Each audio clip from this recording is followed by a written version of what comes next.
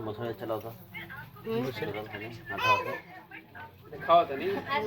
खाओ हाथ से हम कदम कचरा दे दादी होगा होय बोलबा कचरा दे कचरा दादी होय